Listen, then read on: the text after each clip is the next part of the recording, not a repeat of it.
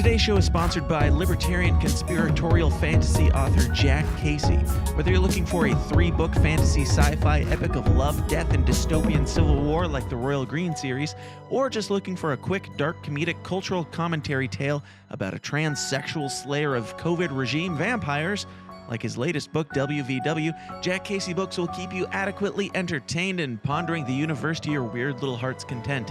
He's the Ayn Rand meets Stephanie Meyer meets somebody who actually writes entertaining books with his own unique little downer-esque flair. Find out more about Jack Casey Books at the aptly named jackcaseybooks.com. Once again, that is jackcaseybooks.com. Have you guys heard of Matt Miller? He's not only the guy who paints those amazing portraits of all your favorite heroes in the liberty movement and in pop culture, but he's also now an official sponsor of this show. From Murray Rothbard to Ron Paul, Dr. Robert Malone to Darth Maul, Matt Miller's Liberty Portraits has something fun for everyone to spice up your home or office and showcase your heroes. Go check out his incredible work at libertyportraits.com. Grab a print to impress your friends, hire him for a custom portrait, or bring him out to a festival to capture your event in real life in a beautiful and unique way. To find out more, just head over to libertyportraits.com. Once again, that is libertyportraits.com.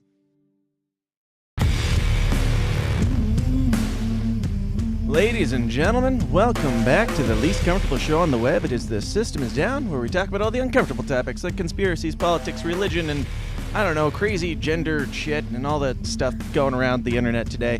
We're going to talk about all that and oh so much more. You know what you're here for.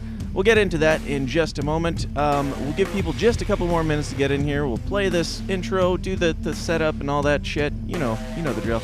I got to remind you guys, first and foremost, about you guys in the Downers Club. You are what keeps this show going and growing and getting bigger and better and more beautiful than ever. It is you guys in the Downers Club, people like Ryan Graham, Kimberly Owen, Tom, Peter R, Gid Kid something, David Algood, Lisa Debus, Cole, Hefflumps Woozles, Level Zero, Van Zot Media, Stephen Hartman, Jack Casey, you know Jack Casey, Greg DaCosta, Rick Duran, Davis Johnson, Howie Snowden, Nathan Sipes, Mary Rome, The Liberty Hippie, and so many more. If you want to get your name on that list and possibly have it read improperly and incorrectly, I don't care how you identify. Just write it, make it easy, and I'll get to it. But patreon.com/The System is Down is where you can get more weird, more raw, more offensive, the bonus episodes, the after parties, which we'll probably be doing one today with Buck, and so much more. You can get all our backlog and everything at patreon.com/The System is Down for as little as $5. That is a cup of coffee. Or a super chat, one single super chat per month, because as we all know, YouTube hates not just me, but as Buck pointed out earlier today, YouTube hates all of us. So if you want to support people like me and support this crazy shit that we got going on, go on over to patreon.com/The System is Down and sign up for the Downers Club today. We are also sponsored by the things at the beginning, Jack Casey Books. Check him out. He's the best. I'm going on a show with him later today, actually. We're going to talk about some crazy conspiracy stuff, some spiritual stuff, all sorts of things in the Liberty world, but jackcaseybooks.com, of course, check that out, and Matt Miller's libertyportraits.com for all your heroes inside and outside the Liberty circles, people like Darth Maul and Ron Paul. At libertyportraits.com, check them out, and last but not least, we of course have our shirts up in the shirt store at thesystemisdown.tv/store. You can get such wonderful shirts as the Ryle Kitten House Defense Attack Cats. I don't know why, I get high sometimes and make shirts. You can also get The Revolution Will Not Be Televised, It Will Be Podcasted. You can get I Find Your Hysteria Hysterical, and I'm Tired of Pretending It's Not. You can also get like the Let's Go Brandon shirts and the I Survived the Forever Purge and the Soylent 19 shirts. All of them over at thesystemisdown.tv/store. Get something to trigger all the right people in all the right ways and do it with love and support the show at the same time at thesystemisdown.tv/store. All right, let's roll this short intro, and then I've got somebody very special here for you today. We'll get into that. Let's get weird. The following is a Goulash Media production. goulashmedia.net. I'll make questionable decisions. I'll be in fact of all I soul. Judge me for my sins. If I'm your image. So, So, my guest today, he's part man, part woman, and all Chad. Here with the most big dick energy you ever heard from somebody with a vagina. Ladies and gentlemen, and everything in between, of course. I don't want to leave anybody out, obviously. Everything in between. I am honored to introduce the one and only Tranpa himself, Mr. Buck Angel. Yay. Buck. Thank you. I have the most famous vagina in the world, just so you know. That is saying something, and it comes from a man. Who knew? But I'm sure all the women love you. Buck, how are you doing today, man? Actually, I'm in a great mood, to be honest with you, which is rare these days, to be honest. But no, I'm super happy to have a conversation with you, and thanks for reaching out. And it's funny because it interests me the people who actually reach out to me to have a conversation. It's not my people, for lack of a better word or expression, but it's people who, on some level, I probably would have different ways of being. I mean, we have different ways of being, but you're willing to have conversation with me, which that's what the world needs to start to see. Me and you having conversation. My own community won't have conversation with me. I know. Yeah. It's weird. Yeah, it is. And I've had James Shoup on to give his thoughts on he was the first non-binary man officially or whatever in the United States, and he transitioned back. People seem to have issue mostly. It's not. I don't know. As far as the trans community, I think you're called a transphobe if you are like you, who will get into all that, or if you're like James Shoup, who deviates even a micropenis size worth outside of the accepted words of the day. But you're kind of an interesting case because let me just say, so I'm pretty ADHD myself, but let me finish my first thought. It's interesting because you've got people like you and James who are kind of the leader, the older generation of this movement and everything, but you're kind of being cast aside now. I find that very, very strange that this group that has all the letters in the alphabet that define something still won't accept you. Can you explain a little bit of your history? Well, yeah. So in a nutshell, my history is I transitioned, I think it's 29 years ago now. And I'm a biological female. Let's get that straight here. I'm a biological female. I was born female. I was not assigned. And that right there is enough for you to get canceled. They keep trying to cancel me. Cancel bullshit. That's all lies. That's all lies in a weird space. We can talk about that too. But that being said, so I was born female and I always felt like a dude, whatever that means. Now I have to explain it in such a way now. I used to just be able to explain it like this. I was born female. I never felt like a female. I was a tomboy. I always felt very masculine. I wanted to be a boy. Eventually, somewhere in my life, I had the opportunity to transition, which means to become a man the way I look now and live my life as a man. And it's only been in the last 5 years that I've had to really explain this in such an in-depth space. And I've never had to talk about being a biological woman more in my life than I have now in the last 5 years. And it's really distressing. But that being said, so I live my life as a man. Right. Though I'm not a biological man. I'm a transsexual man who, look at me. Nobody would ever know that I was born female. And that's the whole point of being a transsexual. Unless you keep going on these podcasts and telling them, you could just skate right under the radar. No, that's totally right, man. So now here I am explaining that I'm actually a woman. Yeah. I'm not really a man. But you get it. And the thing is that because I'm so I just am very transparent and I'm very open about, and I've always been very open about who I am. Guys like you and people just have always been very respectful of my transition. I do not think you are transphobic. I do not think people out there who get called transphobic are. I think we have this new generation or this new, in a sense, ideology around what trans really is. Yeah. And it's interesting because it's they use the word transphobic, which literally means you're afraid of trans people, and they use it for trans people such as yourself, and they use it for people like me who just pokes fun, makes jokes, and is just real about the whole thing. I'm not afraid of trans people. I don't hate anybody for their transness. I don't have any just be chill. Just be a bro. Just that's right. Bro down. I don't care. I don't care what you got going down there. I'm married. We're not gonna have sex anytime. It's fine. That's transphobic. You got to have sex with trans people or you're transphobic. That's what I've heard. Yeah. Does that count for people who are married too? If you're not willing to commit adultery with a trans person, you're still transphobic? I don't know. Yeah. I mean, dude, I'm transphobic, so there's no getting out of it. You don't Right. get out of it. If I don't get out of it, you don't get out of it. Exactly. I'm screwed if you're not even above board. But so obviously the first most glaring question in all of this is who the fuck in 2022 would make the choice and want to be a straight white dude?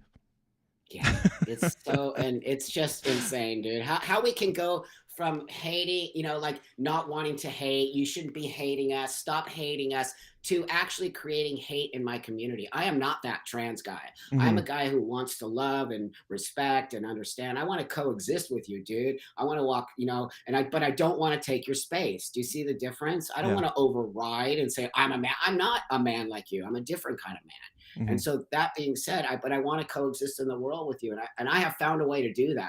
And that's why guys like you are super chill and I can hang out and we can laugh and make jokes about stuff because I'm not really so offended. And I think because I come from in some sense, a harder space. It was difficult to transition 29 years ago. It's nowhere near what it is today. It's like kind of a thing now. It's an identity choice. This is not an identity choice. I have an actual medical condition. Yeah. Now, let's talk about that, the medical condition, because even calling it a medical condition, calling it a mental anything at all is shunned.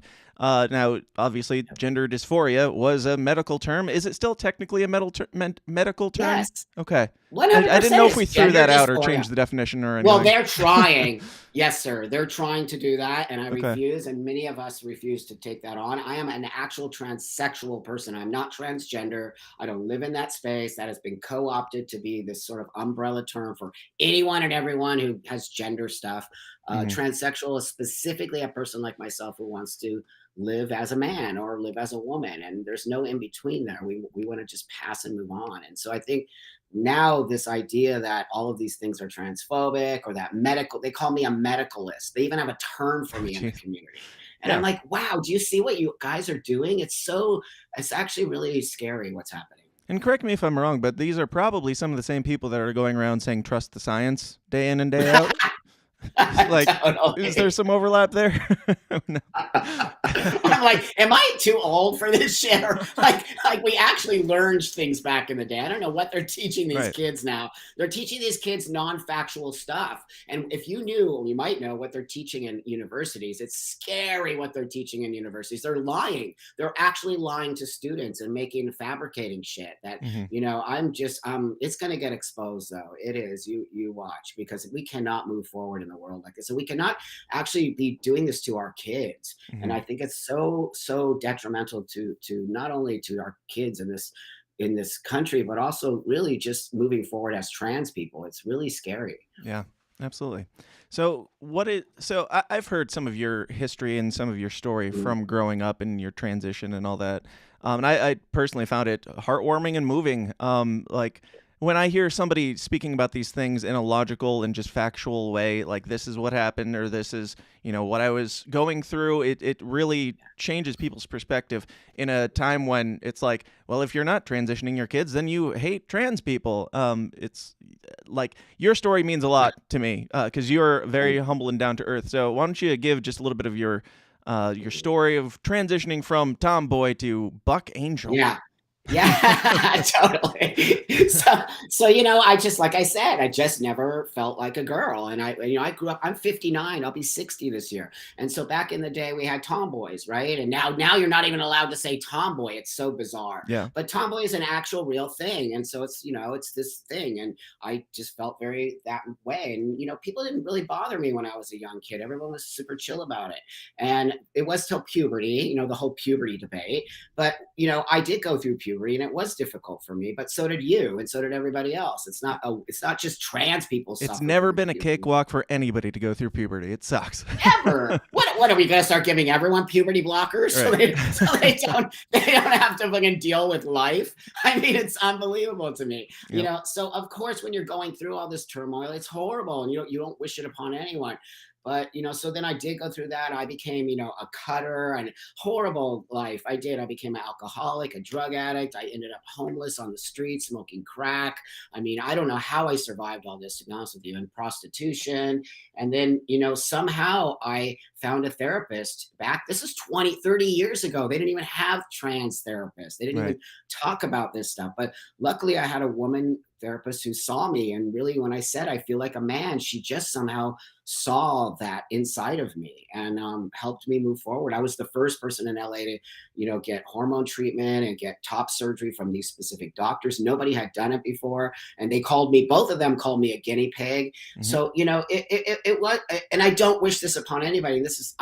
I don't want the younger generation to go through what I went through. But one thing I do want them to go through is a time period where they have to think about this before you actually take the leap of surgery. And we're not doing that anymore. We're literally saying if a kid says they're trans, they're trans. You can, go and have your top surgery and even have a hysterectomy at 16. And, I just believe that that's making a huge mistake when you're not letting someone live in that space to understand what that really means, right? What Yeah. does that mean when you start to transition medically? It's different. So here I am today, and I did get into the pornography business 20 years ago. I created a genre of pornography. That's my claim to fame.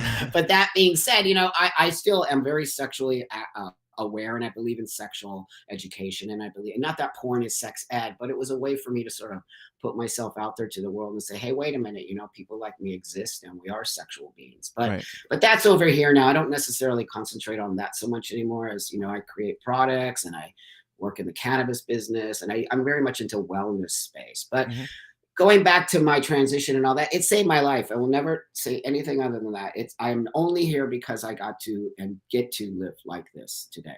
Yes, and that is a very interesting point because, whenever it's brought up, oh, we're saving kids' lives, like that's used to get kids to transition earlier. It seems like this is just kind of a hypothesis of mine. It's not that anything that deep or brilliant, but I've pondered, has anybody ever transitioned that wasn't depressed? And if they are depressed right before they transition, is it are they depressed because they should transition, or are they are they depressed in your situation because you felt like you were in the wrong body, or is it the depression that leads them to try, like James Shoup did more so, where he's like, I'm just bottoming out, let's try this, basically, and then he realized that didn't fix him either. So what are your thoughts That's right. So I do believe on some level, that's what I just said, like we're pushing kids through this thing. I feel like it's a factory. It's like a conveyor belt. Go, go, go, go. That's what I actually see, because we're not doing what I did, which was I had to go to therapy for 2 years. I had to live as Buck for 2 years, social transitioning. I had to do all of these things. Back in the day when there was barely even any doctors, they had a total structure that clearly works. And so today, it's like if a kid says, I'm trans, or I'm depressed because I'm trans and I need to get my top surgery. That's a mantra they're teaching these kids to say to their parents, to say, if I don't get my top surgery, I'm going to kill myself. They're actually teaching this language, Right. which is that's why you see how many detransitioners now. We never had that many, ever. And I transitioned how many years ago? Never did we have the amount of transitioners. Either these are people who transitioned like me, and then all of us decided they made a mistake after 4 months. After that in itself shows you what I'm saying is true. Why do we not have a safety net? So I believe that depression is could be a part of anything. Sure. You can't stamp trans on that unless you're going through an amount of therapy. You can't just say, oh, this kid says I'm trans, he's depressed, give him hormones and surgery and everything will be fine. That is showing right now that it is not. There's a group of 25,000 detransitioners. That should be just a huge red flag for the whole world. Yeah. And to the parents who might have a child who, is hearing these things from, I don't know, kids at school or media, stuff like that, what do you suggest that those parents do for their kid, like their son that comes to them and says, I feel like I'm a girl? Yes, right on. And I do have parents who write me, and I always send them to a therapist. I'm like, you got to get your kid into therapy. I don't care. You're not going to do it. And a good therapist. And this is going to be very controversial what I say, but I don't care. I don't believe in gender affirmation. I think that is the most insane bullshit ideological therapy you could ever it's like saying go to therapy and let the therapist tell you, yeah, you're trans, without any therapy. Right. So isn't therapy about going and being pushed on and being like, wait a minute here, right? Yeah, there's no therapist. Like the therapist's job is never to tell you that you're right when you go in for, a medical or a mental diagnosis or something. If that were the case, we would have, people going in to try and kick alcoholism. And they're like, well, did you try Jack Daniels? Because that's pretty good. Like, I mean, it's so absurd, my friend. It's like, and now we have gender affirmation therapists. It's an actual thing. So I am not about that. I think that is horrible. I think it is a complete scam. I think it's connected to what I believe is a bigger ideology out there that deals with money and medicalization, and it's all it's all connected to money as far as I'm concerned. But that being said, I really push parents to find a therapist that's not a gender affirmation therapist. That could be LGBTQ focused, but understands the whole space of what's happening with this child and wants to take this child, for at least a year. A child should go through therapy for at least a year before they start any kind of medicalization. I sound like an old man right now. I know that, but I'm all about safe than sorry. Yeah, absolutely. And I think it has, negative impacts on more than just the trans community as well. Like as a man, like I have a son and I try and raise him to be a decent human while the world is telling everybody that they're toxic if they have a penis. And, I go out and try and find, I don't care what my son plays with. He dresses up in dresses. He does, I wear nail polish for shits and giggles sometimes, and I'm not the most masculine. Buck is more a man than I am. I'll just say that. more masculine than I am. How much hormone therapy would it take me to become the Chad that Buck is? That's my real question. No, not really. No, my son, I try and give him that space to have fun and live his life, and it's a silly dress up game, and we're just pushing these kids, convincing them that he is bad because he is what he is. And I imagine it goes both ways with the girls too, where everybody has to fall into these boxes and categories, and it becomes more of a binary than real life. Like my kid plays with dolls. Okay, that's right. I'm not going to give him therapy.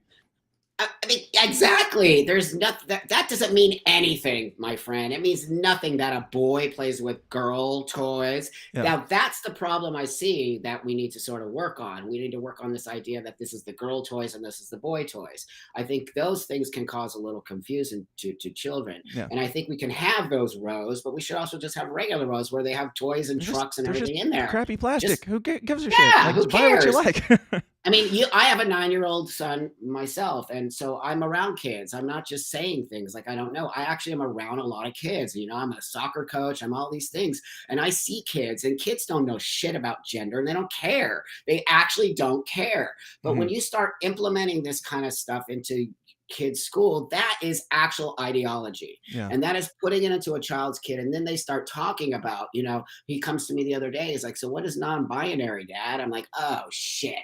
It's totally infiltrating into his games now. Yeah. And I'm like, I go, dude, it's nothing. It's just a costume. Yeah. It's nothing. Don't worry about it. Yeah. Yeah. Now you brought up your child. I'm curious, just what happened there? Is it adoption? Oh, yeah, sure. Okay. Yeah. No, I'm not a guy who got pregnant. Sure. That's not my space. And whatever, those dudes want to do that, that's totally fine. I can't even imagine being pregnant as a man. Sure. That's a whole other level as a woman. Of some weird. Sounds awful. Totally. I've heard it's not but great. As a dude, can you imagine as a dude getting pregnant? I don't get it. It's not my space. But again, whatever anybody else wants to do, that's their space. For me, no, I adopted. My partner had the child, and so I adopted him. And his biological dad is in the picture. We're basically a three-way family, and it's awesome. Me and the biological dad are just totally solid. Mm-hmm. You know what I mean? We have a great family where we don't have any issues about anything. And so my kid doesn't know I'm trans, though. He doesn't need to know that. No, he doesn't need. What's that even mean, right? Hey, kiddo, I'm trans. He's like, what does that even mean? Mm-hmm. So it doesn't. It's eventually down the road. I think maybe when he gets a little bit older and maybe knows who I am. Mm-hmm. We'll talk about it, but it's just not. That's what I'm saying. It'll probably come up after he does a quick Google search someday. That's right. That's right. You might want to let him know before that.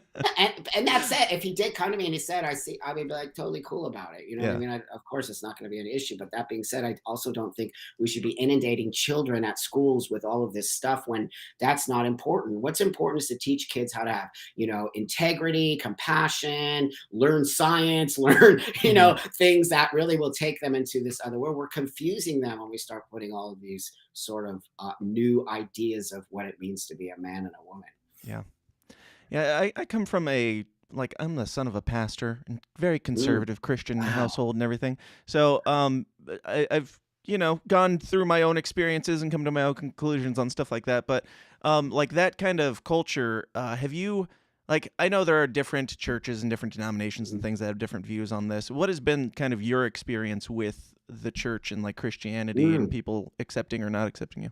Yeah, that's great. So I was raised Baptist, which is a pretty hardcore Oh actually. yeah, And so as I grew, there was something that I always had a disconnect with it. It was as a child, and I would cry every time I had to go to church. It just felt too like fire and brimstone for me. sure. It's very Baptist is very rah, you're a Oh yeah, bad oh yeah. person, and I actually felt that, and at 10, so I really did disconnect with religion on some level. Though my family is very Christian, and they had a hard time accepting me. But what I have to say is that this is really important part of my message. I don't really care what you think about me, Yeah. anybody out there. I have been pushed back for, clearly forever, and I still do get pushed back. All I care about is being respected in some way. And that means you don't have to believe what I'm doing is right. You just have to respect that what I did was right for me. Mm-hmm. And so when I have that conversation with Christians who are completely against transitioning and they think it's going against God, which they're totally every right to believe that. I don't believe that. But Which they're how totally demeaning right, and that's why I did it. It was just out of spite for God. totally like fuck you, God. That's Watch right. this. Look what I can do.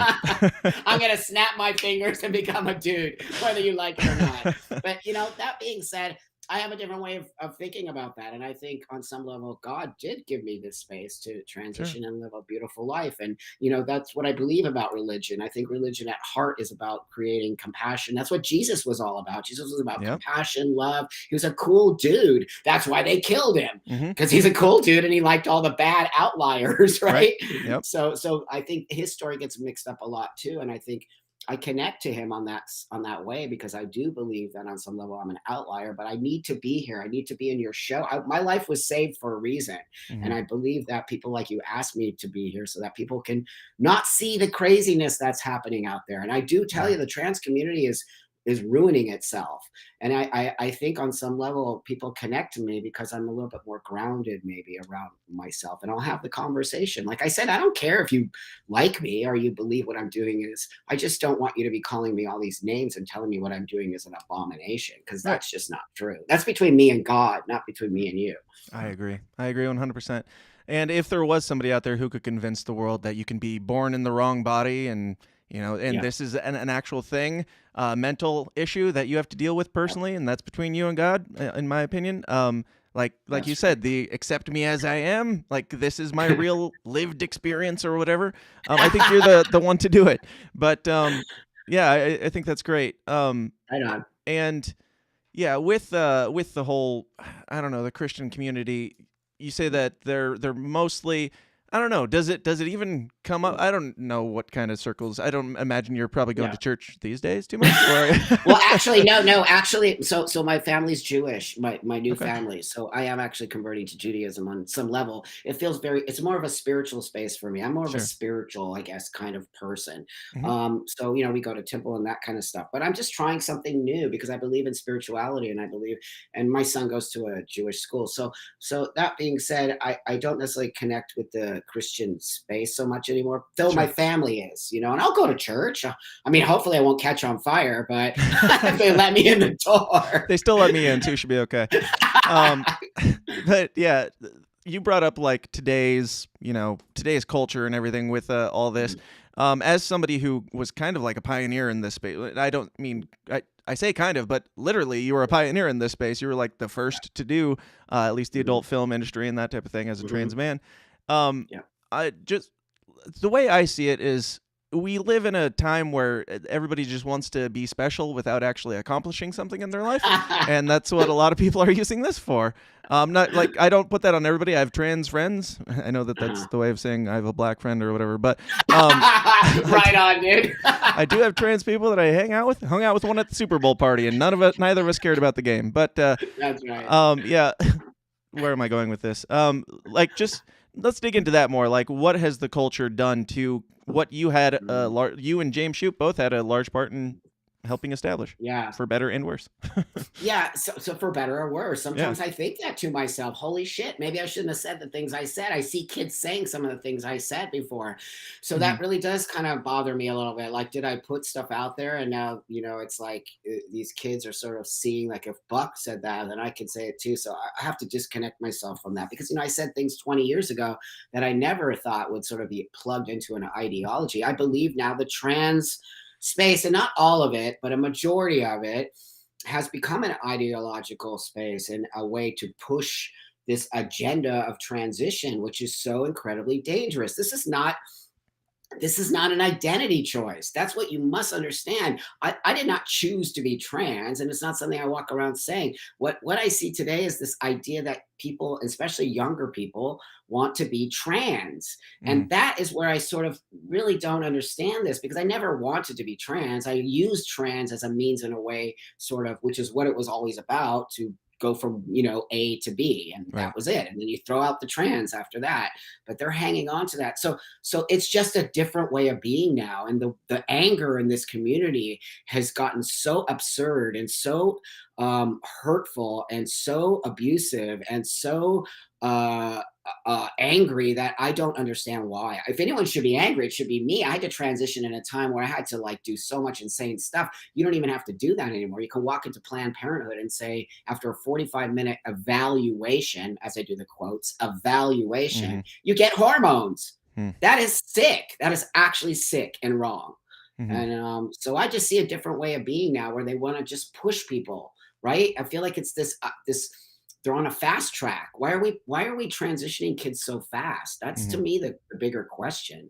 Yeah. What are you in a hurry for? You got the rest of your life to be a man. Just be a woman for a little bit, or a girl, whatever. Yeah, or whatever. Be non-binary, be whatever. But the more thing for me is, I don't care about your identity choice. I don't care if you identify as whatever the hell you want to be. That's not what I'm concerned about. I'm concerned about actual medical intervention, puberty blockers, surgical things that are irreversible. When they say puberty blockers are reversible, they're lying. They're straight out lying. That is not true. I can prove it. You can see it with I Am Jazz on, the jazz girl who has her own TV show. She's a trans woman. She started puberty blockers at like 8, and her penis didn't grow. So because her penis didn't grow, she couldn't get the vaginal surgery. So they had to literally take her colon and make it into her, like, uterus. Ooh. Yeah. So that worse. We should be even. Yeah. Can you imagine the trauma that young woman is going through now because she was told puberty blockers are okay and they weren't? They stunted the growth of her penis, which was not cool at all. Yeah. Now we talk a lot about well, when I say we, I mean, like, in the past society, and especially in, like, conspiracy theory land and stuff, or even conservative land, they talk about, like, the trans agenda and the slippery slopes and stuff like that. Yeah. If you legalize gay marriage, then everybody's going to be trans, and then their kids are going to be trans, and then we're all going to be pedophiles or something. Whatever. Right. I don't know. Do you think there's any legitimacy to that? Because okay. No, not at all. And that's the problem, my friend. I'm sorry, I didn't mean to cut you off. Go ahead. That's the problem. If I finished that sentence, I'd probably get canceled. So totally. But that's the problem. People are calling me a groomer now. People are calling me all of those things. And it's, because I see, and that's the gender critical, what they call, right, the gender critical crowd. And, I'm all about biology. I talk about it all the time. I'm not against biology. So why are they coming after me now? But what happens is I'm in a really hard space, Dan. I'm in an actual middle space. So I get kicked in the balls by that side, and I get kicked from that side. And, I'm just here trying to say, hold up, wait a minute. I'm not trying to take space, and trans people should not. But there's a newer trans community that is trying to take space from women. Yeah. And they're literally saying, we're women. No, you're not. I'm going to say it right here. I'm going to say it again. Trans women are not women. They are trans women. I am not a man. You're a man, dude. I'm a trans man. I live as a man, but we have to distinguish our differences and who we are in order to be able to walk the world. I have different medical needs than you, right? Unless you have a vagina that you're not telling anyone not that about. I know of. Yeah. I'll check later, but no. Check later. But you see what I mean? I'm just trying to be logical here. I'm just trying to be factual. I'm not trying to override anyone's space, and that's always how I've lived. But now we have this new agenda in our trans space that is so absurd. It's really actually dangerous what they're doing, and it's actually upsetting to me as a person who's fought for years to find space in the world, and now I'm in this really horrible space, to be honest with you. Yeah. Yeah, and my biggest issue isn't like with people transitioning or anything. It's mostly with the breakdown of society, the breakdown of language. Like if we can't communicate, if we can't talk to each other, not only am I not able to understand your experience and what you're going through as a human, but I'm also not able to understand what you're saying. Like when you're making up words to identify as and expecting, like getting angry at me for not calling you them. Like I don't know. Do you think that? Do you think that where this is going, like, could be, I don't know, the downfall of our society? And I mean that in, like, this grander sense of, like, we are unable to communicate with each other anymore. Not only are we only speaking in, like, 140 characters on Twitter, but we're doing it with different words that didn't exist and being mad at people or changing definitions of words that people knew and just throwing out all the logic in conversation. Yep. No, you're right on it. And I think that we need words. Words are for communication. If my words are not, and as far as I know, pretty much words are all across the world, and you can actually, pretty much talk to people in other languages, because even in other languages, the words mean the same on some level, right? So if we start to change these words and we start to say biology isn't factual, how do you think that's going to make the rest of the world? First off, a lot of language is based on feminine, masculine, right? Yeah. So when you start to do they, them, which again, go for it. I don't really care, but do not expect the rest of the world to just jump on as if this is like a normal way of speaking, because it's not a normal way of speaking. And when you start redefining what it means for me as a transsexual, and that's calling me a transsexual is derogatory, they try to say that nonsense, then what are you doing? That means to me like you're trying to control the narrative, right? You're not trying to have a conversation and to have us come into the world. Prior to all this insanity, trans people were living our lives amazing, dude.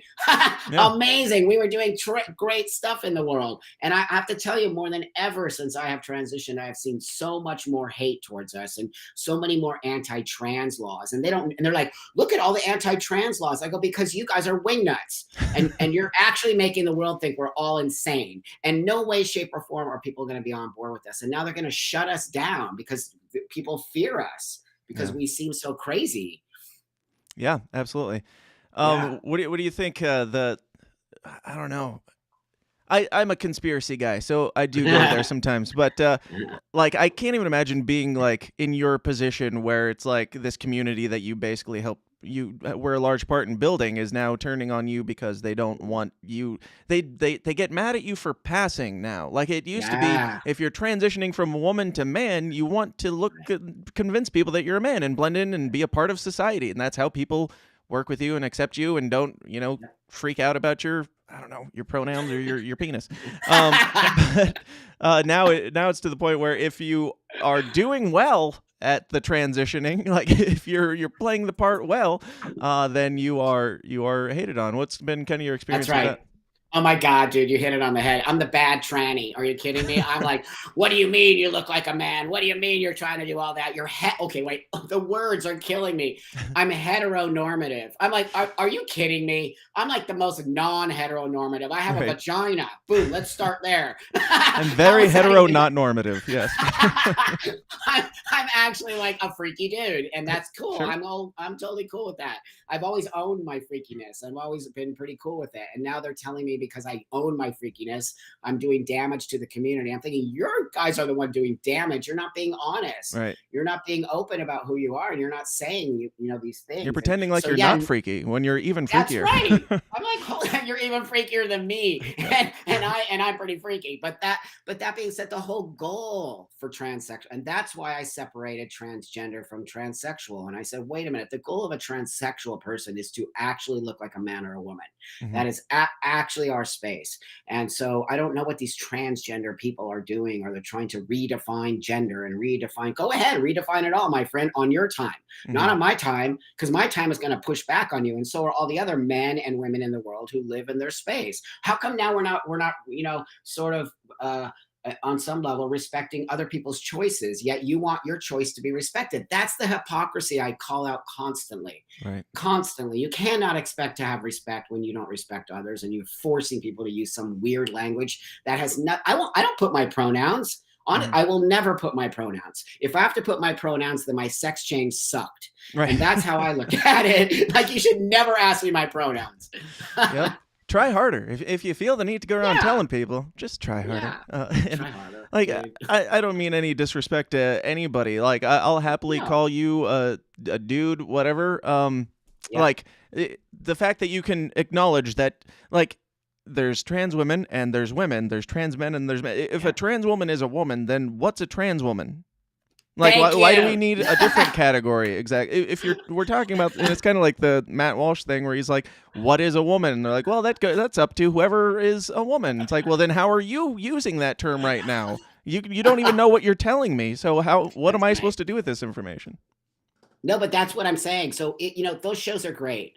And I wouldn't say that I'm 100% all about Matt Walsh, though. I think he's a very Oh, no. smart guy, and I think he's, does his thing. And again, I'm all about that. Push Sure. the narrative, dude. Push what you need to push, because I'll push back on you. But Matt seems like the kind of guy that would actually have a conversation with me. And Yeah. that's what I'm saying. He can have all the beliefs he wants. I have different beliefs, but how do we sort of spend those people on that show were not willing to have a conversation with him. You could see they were angry, and they were like just reactive to everything. And They came out after it and said that they were like traumatized and this was like all a setup and everything. It's like, God, what do you want? Setup, Right.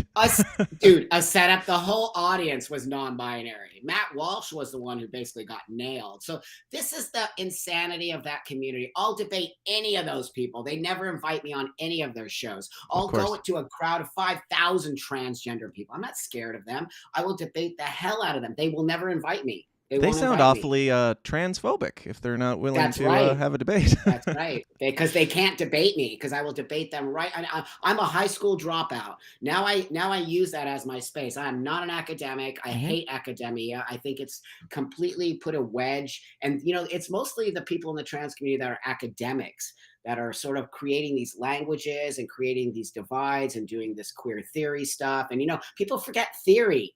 Theory is opinion. It Yeah. is not a factual space. And I don't know, they're taking theory as this factual thing. I'm like, what's wrong with, I didn't go to school, and I know that queer theory is just an opinion. Right.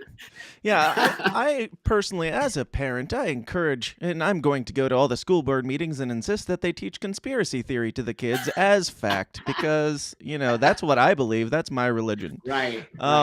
Yeah, it's bizarre. It's crazy. And you bring up like the words and stuff, like cis and what are your thoughts on?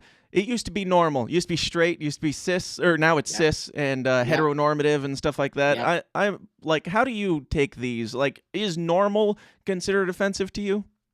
In God, no. explaining I mean, what I am? No, of course not. You're actually normal. But that Well, being that's said, very on generous some of you, level, but yeah, thank on you. some level, I'm normal too, right? On Yeah. some level, I am normal too. So I don't really understand what the definition of normal is. But why is everybody getting butthurt about normal, right? So if you don't want to be normal, celebrate that, right? Like there are a lot of these newer trans non-binary women who have beards, and they wear dresses, and they wear, and they expect everyone to look at them as if they're normal. Right. But you're not normal, dude. And you're going to have to deal with the fact that people are going to misgender you. Stop acting like what you're doing is normal, because it's not. I've been around this community for 30 plus years, dude.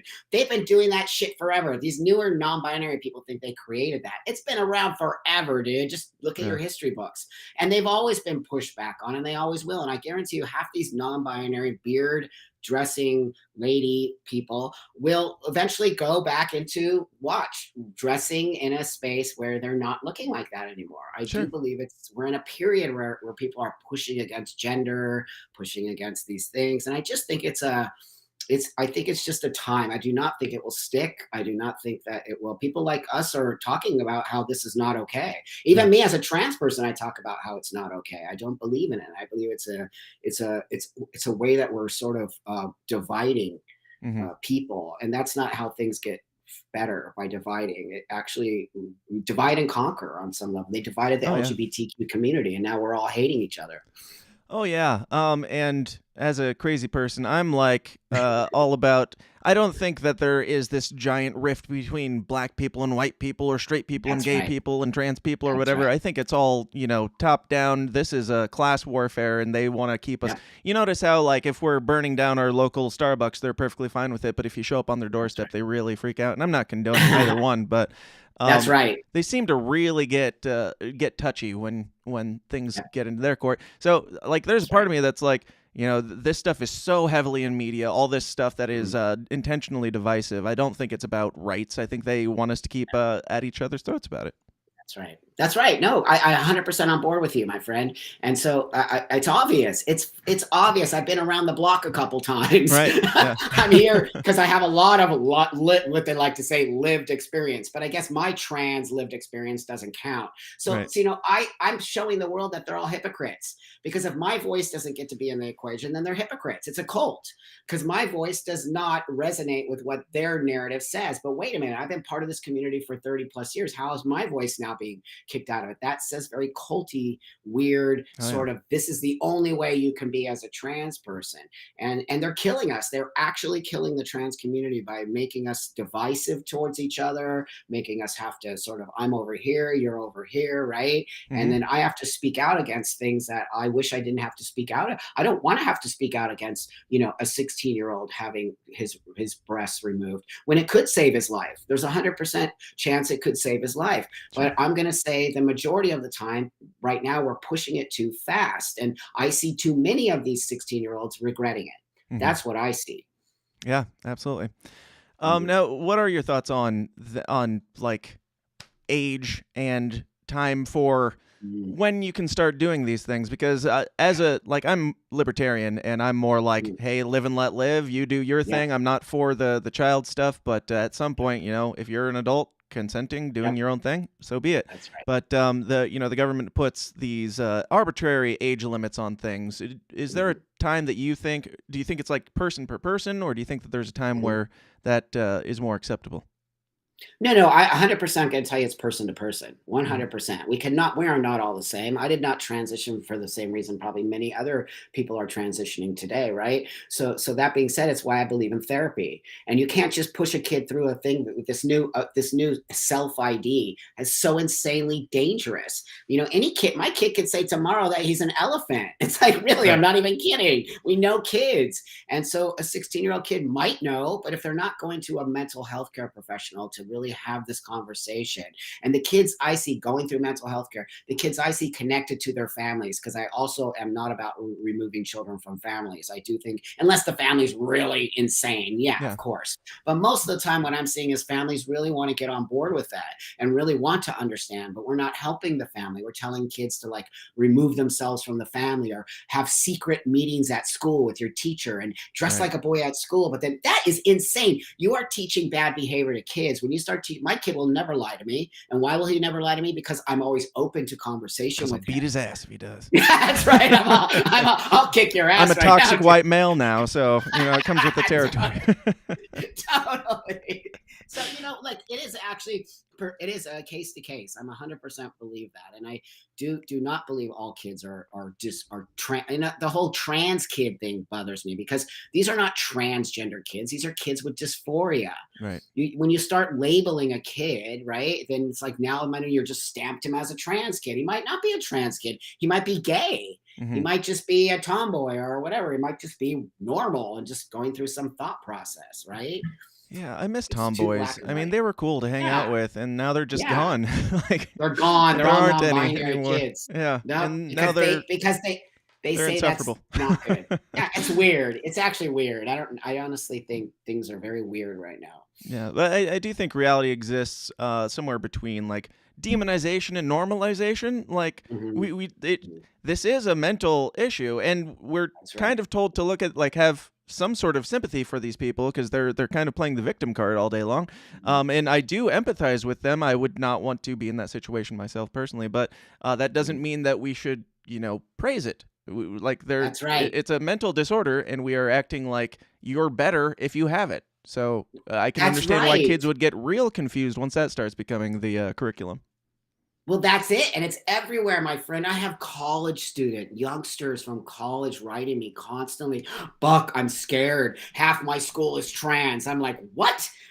They're like, "They pay for trans surgery." I'm like, "Wait a minute here. What do you mean a college actually pays for trans? Like, how is that even legal? Right. How is that? How are we now putting trans into a university setting? Those are two separate things." But Hmm. you see, that's about ideology. That's even creeping into our academia, which I told you again. I'm not a big fan of academia. I believe that it's a means and a way to control us. That's where all that language and bullshit is coming from, because they think they are smarter than us, and Yeah. they think that they can start to create this space where it divides us. And like we have to look at the academic trans people as the people who are leading this sort of new way of being and creating encouraging. They are encouraging children to transition. Hmm. I actually do not encourage. I actually say, slow down a bit here, kiddo. Let's talk about it. Let's Right. get you a therapist. It's Let's like if your you kid know wanted a tattoo of SpongeBob, you'd be like, well, that might be something that you can laugh at in the future, but it also might destroy your life or something. Like, let's just Dude, pump the that's brakes a me. bit. That's me. I'm like, holy shit, why did I do this? Are you kidding me? I have shit everywhere. Yeah. I'm like, yeah, because nobody told me. Like, dude, you're gonna become an older person and go, why did I fucking do neck tattoos and everything? Like, oh my God, it really gives you a look that people don't necessarily like. Hey, I mean, if you're going for the buff bodybuilder dude type, it works in your favor, so it's all good. That's right. Now, you bring up like there's representation in media. There's not just in like universities, but even in actual media like Hollywood and the not entertainment news. Everybody's going along with this, Yep. and like it's just interesting because there's like this idea, especially in Hollywood, like if you're a man who plays a woman in a movie, you're bad. You're the villain. Like you can't do that. You can't represent. You can't pretend to be somebody else. You can't act and be somebody else. But if you're a man who plays a woman in real life, you're a hero and you should be applauded for it. Like, and I mean that as So sensitively as I can because I just don't understand how the fuck like these two things work together. Can you explain? They don't. No, I can't. I'm on board with you, my friend. I think logically, I think so, on some level, right? I come from a space of logical and reality. And so as they're trying to twist our way of thinking. That's what I really think. So I kind of sound like a conspiracy person, but I do think on some level they're trying to twist our thought process to say, oh, wait a minute, does that make me a bad person if I don't use my pronouns? I mean, it's seeped into everything, seeped into corporate, it's seeped into media, it's seeped into entertainment world where everybody has to put their pronouns. And I'm not, I'm not, I don't dislike it because I think it's not important. I do think it sucks to get misgendered. Sure. But on the flip side of that, how many people in the world are there like me or that? Like 0.5%. We're literally pandering to a very that's the part where my brain goes, wait a minute, how did this become so incredibly powerful? Hmm. And so sort of, it really pushed an ideology on us and in a way that says, if you don't do this, you're a bad person. If you don't hate Dave Chappelle and you don't hate J.K. Rowling, you're a bad person. Right. That is very powerful, right? Don't you think on some level that's like, Yeah. how did they get us to be in this space where even the New York Times makes ads about, anti J.K. Rowling, which I think is fucked It's up. crazy. Yeah. It's Yeah, absolutely crazy. And I don't know, it's especially crazy because like these are comedians and authors and people that that's these right. people undoubtedly a large majority of them praise because these are like the most That's beloved right. people in our That's society. And Yep. we're talking about a woman and a black dude. Like, these aren't even like straight white dudes or anything. And we're going to cancel them because they had a slightly differing opinion than you. And even we'll talk more about the pop culture stuff in the after party because I've got a few things I want to pick your brain on. But yeah, it just a black dude. They want to cancel a black dude. So I always say that. I don't care if you like him or not. He's a black dude who came up through the ranks and now is a billionaire badass. Right. So how dare you all? What happened to Black Lives Matter? Right? You hypocritic fuckers. I hate you. You're all stupid and you're making shit up. And it only can you tell how I feel about it? I can. It is. It's like such a bunch of bullshit because every single time they just pick and choose what's going to be, no, you can't do this, you can't do that. And I'm the bad white man now, right? Right. Yeah. And it's also, I could be wrong on this. I don't think I am, though. But the person who led the charge on Netflix attempt to cancel Dave Chappelle was a recently transitioned, formerly straight white dude canceling a black man. And also, the showrunner of Dear White People, which is a show from the black perspective. Like, they're like, just, what gives you the balls, man? Or woman, or whatever. I don't know. Hilarious. Better watch yourself. Yeah, like, I don't know. And on the idea of like the pronouns and things, it's like, again, going back to, if you're just cool, if you're like a person who's down to hang, you won't be hung up on whether or not somebody, especially if you're passing, you're not going to be hung up on these things. And if you're going out of your way to not fall into looking like a man or looking like a woman, then give people at least a little bit of space to be like, what the hell are you? And if they forget that you're a cat, maybe that's on you. But I don't know. I don't know. Dude, it's so insane. Like, I swear to God, I just love talking to people who are like on the same level as me. I'm not crazy. I swear to God.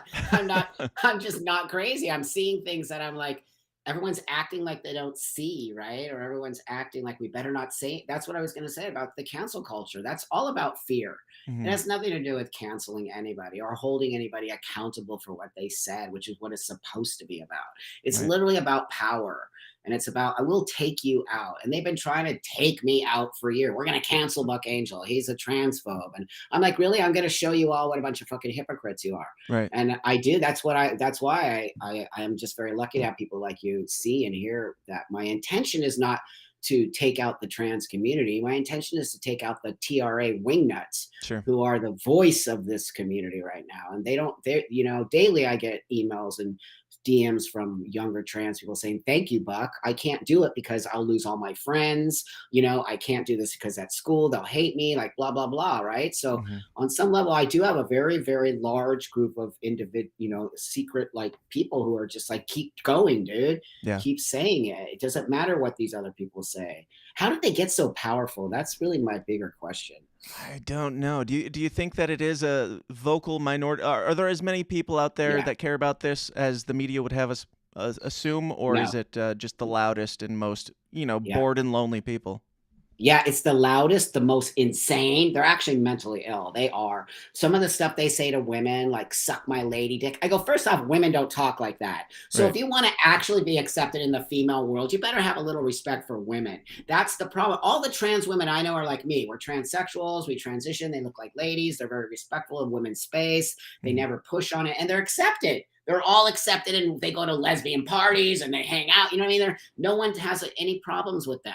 Because you see what I said earlier, they're not pushing like, turfy, like this turf thing is just so, but again, I'm going to tell you that what goes up must come down. Yeah. It's an actual real scientific thing. If you believe in science. Yeah. I don't think that's loud anymore. No.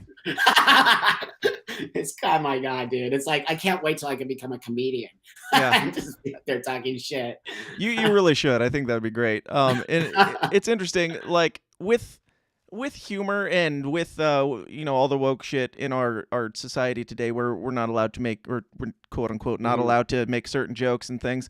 Like I see like the transsexual stuff with Dave Chappelle the same as I see like racial jokes and stuff like that. It's like it's funny because it's so ridiculously over the top offensive. Like that's kind of the joke, is that it's a horrible thing to say. And if you're like a transsexual person or a black person or even a white person who can't handle jokes about your own self, then it's just not the space for you. But it is for somebody else, and that doesn't make them a transphobe. I like. It doesn't. To me, it's like so exclusive to be like, oh, trans people are so fragile that they can't possibly understand the difference between a joke and reality. And same with every other category. Like, no, that's right. Go ahead. Sure. No, I'm sorry, but you're 100% right. I'm not fragile. Right. Make fun of me. It's hilarious when I go to the men's room. Are you kidding me? I don't go to the urinal. I go straight to the stall, my friend. And then trans guys are always like, well, there's a thing called the tranny tinkle. I go, what is a tranny? Oh, they can tell that you're not a biological man the way you pee. I go, wait a minute here. First off, I've been to men's rooms for 30 plus years. No one cares what you're doing in the men's room. They're either taking a crap or they're peeing or they're jacking off or they're doing some other nonsense in there. And they're not listening to you pee. But this is the really insane shit that's being told, right? Go in, do your business, and get out. Like, what are you doing? Why is the bathroom? Where does the tranny tinkle come from? What does that even mean? Because like I've been in restrooms with men all my life, and they all have different flows. I didn't know there was a specific. That's right. Specific rush. But you're not sitting there listening to this dude peeing, unless it's your thing, and that's okay too. But that being said, no, tranny tinkle is the fact that these guys think that our pee sounds different than a biological man's pee. And I'm like, if you're just sitting on the toilet where you should be, don't worry about the urinal. Go in like you're gonna go take a dump. No one cares. And then pee. No one's listening to that situation. And if you have to, make a fart noise with your mouth. and everyone's just like really not paying attention. Then they'll know you're a dude. If you're making then they'll know you're a dude because dudes are totally crapping everywhere. It's so true. Just bring in like a cantaloupe or something, drop it in, then nobody will question it. It's so, dude, men's rooms are gnarly. I've done both, clearly. And I'm like, wow, they're two different experiences. Yeah, and women, that female privilege there. I've never been in a men's room that has like a lounge area because we're not, I don't know what's going on in there, but I've cleaned a female restroom or two, and I don't know what you people do, but good on you. I mean, you guys won. Hang out. They actually hang out in a women's room. I mean, it's an actual real thing where men don't hang out unless it's a sexual space or taking a dump. But so that's why I just think it's so interesting, because that too, this idea of the room. First off, trans men and trans women are two different spaces. We're not the same. So the conversation is always about trans, but you can't make the conversation about trans because my experience is 100% different than a trans woman experience. And we're lumping us all in and the majority of the conversation these days is around trans women. You know that. It's not really about guys like me, but I have to interject my voice because I am a biological woman and I lived half my life in that space. And so I do get to have a voice in that when I see women being ridden by a trans woman who basically was socialized as a man and should know better when they transitioning to be a woman, that this is a very delicate space and women are still fighting for their rights. We don't even need to have that conversation. Yeah. Oh yeah, the Olympics. Enough said. Desiree in the comments says, and you can clarify on this. She says women's restrooms are terrible, worse than men's. I don't know about that. I guess it depends on where you're at and what you're going. I mean, I'm telling you, men's rooms are scary. I'm like, whoa, dude, really? Actually, you ever go, Desiree, you ever go into a bathroom at like a sports game and it's literally just like a trough of rust? It's so gross. And dudes are just standing there peeing, right? Like there's no division, or you're all peeing into one giant community toilet. Like, show me that woman's restroom. I'm not buying it. I'm not either. I disagree. So, Buck, we're a little over an hour. I did want to touch on one more thing before we jump over into the after party, though, and that's kind of a different subject altogether. You have a history with drug use and addiction, things like that, and now you're doing this cannabis business. Can you tell me about that, and as a former drug addict, what that means to you? Excellent. Thank you, friend, for asking. So yeah, I'm 30 plus years sober from alcohol and drugs, and what I mean by drugs is like methamphetamines, crystal, like whatever, all of it, right? Except heroin. I never did heroin. I never did heroin. No, I actually didn't. But that being said, everything else, like, oh God, how I got out of that, I don't really know. But that was mostly when I was younger and prior to transitioning, and when I was just really desperate to just not be in the earth.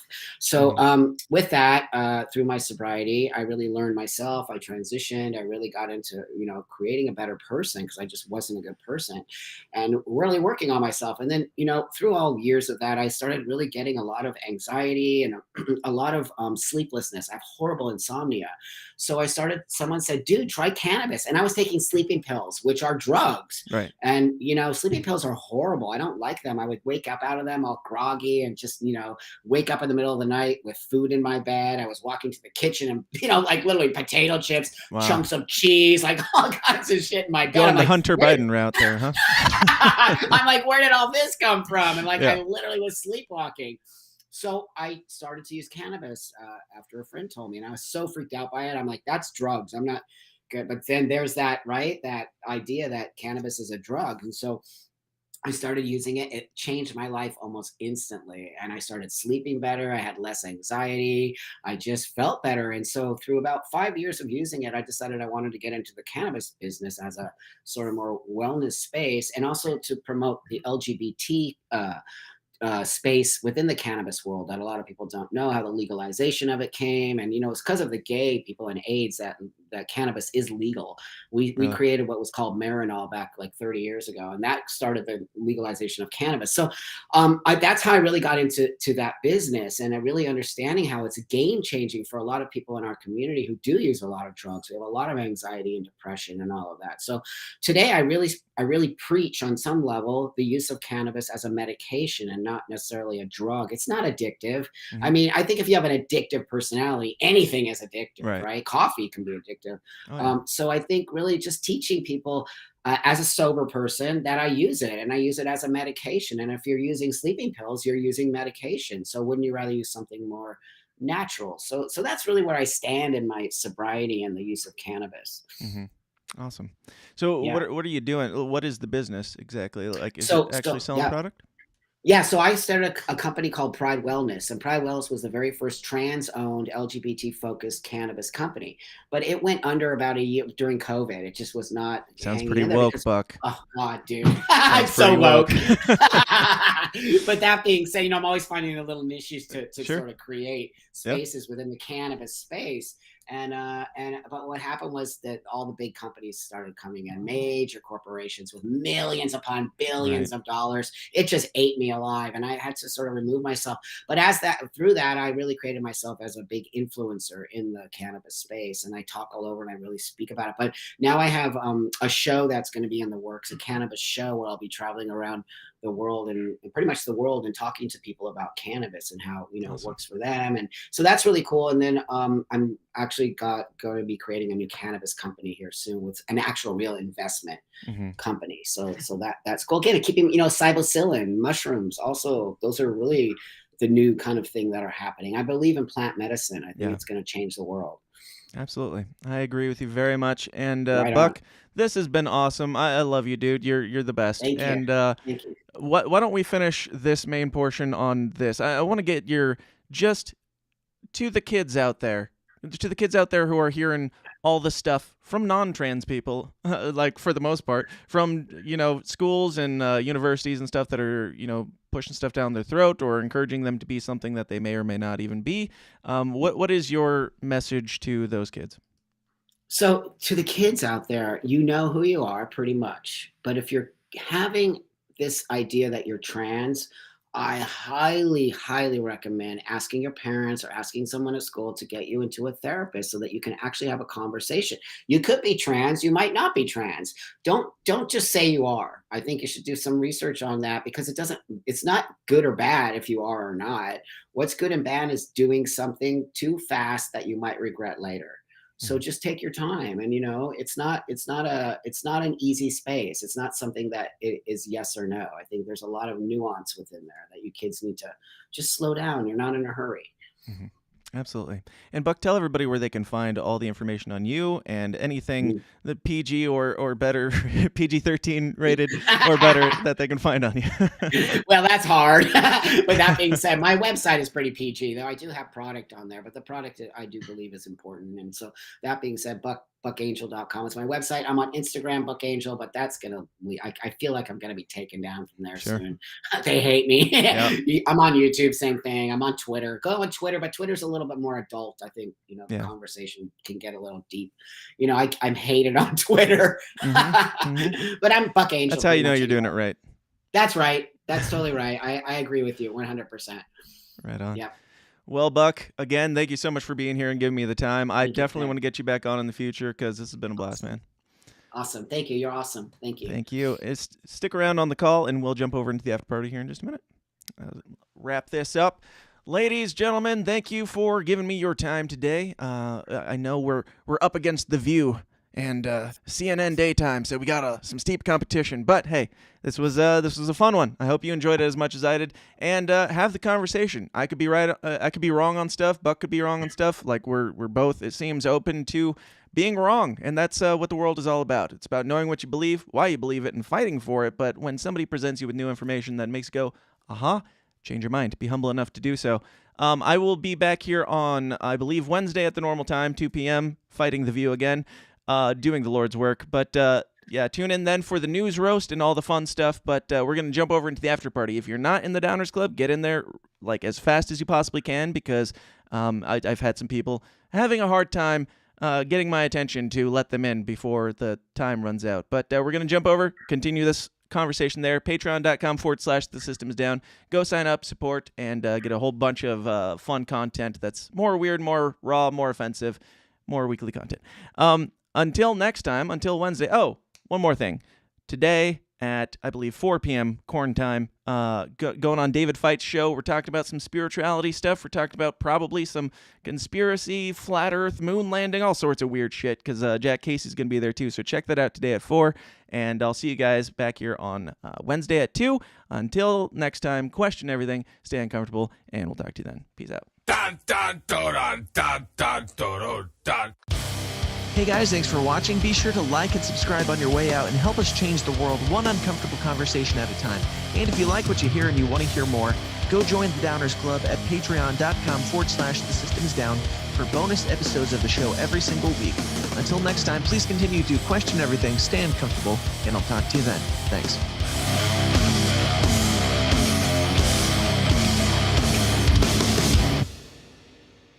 This has been a Goulash Media production. goulashmedia.net. This concludes our broadcast day. Click.